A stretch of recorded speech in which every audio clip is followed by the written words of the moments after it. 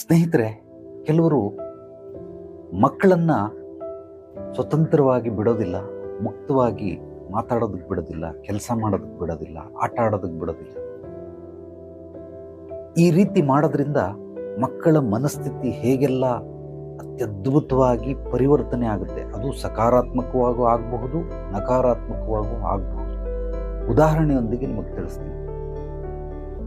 Hitler ಒಬ್ಬ ಅತ್ಯದ್ಭುತ ಕಲಾವಿದ. ಆತನಿಗೆ ಕಲಾವಿದನಾಗೋದಕ್ಕೆ ಮನೆಯಲ್ಲೇನಾದರೂ ಸಪೋರ್ಟ್ ಮಾಡಿದರೆ, ಅವನಿಗೆ ಕಲೆಗೆ ಬೇಕಾದಂತಹ ಪರಿಕರಗಳನ್ನು ತಕ್ಕೊಟ್ಟಿದ್ರೆ ಖಂಡಿತವಾಗ್ಲೂ ಆತ ಹಿಟ್ಲರ್ ಆಗ್ತಾ ಇರಲಿಲ್ಲ.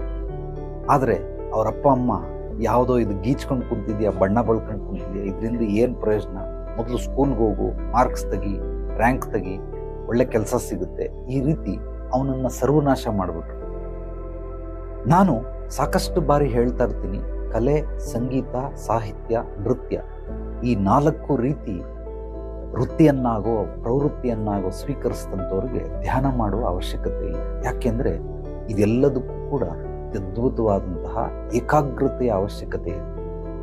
ಇದನ್ನು ಫೋಕಸ್ಡ್ ಆಗಿ ಮಾಡಿದ್ರೆ ಅದರ ರಿಸಲ್ಟ್, ಔಟ್ಪುಟ್ ತುಂಬ ಚೆನ್ನಾಗಿ ಬರುತ್ತೆ. ಅದೇ ರೀತಿ ಹಿಟ್ಲರ್ಗೆ ಏನಾದರೂ ನಾವು ಕಲಾವಿದನನ್ನಾಗಕ್ಕೆ ಬಿಟ್ಟಿದ್ರೆ, ಅವ್ರ ಅಪ್ಪ ಅಮ್ಮ ಸಪೋರ್ಟ್ ಮಾಡಿದರೆ ಅವನು ಹಿಟ್ಲರ್ ಆಗ್ತಾ ಇರಲಿಲ್ಲ, ಇಷ್ಟೊಂದು ಕ್ರೂರಿ ಆಗ್ತಾ ಇರಲಿಲ್ಲ.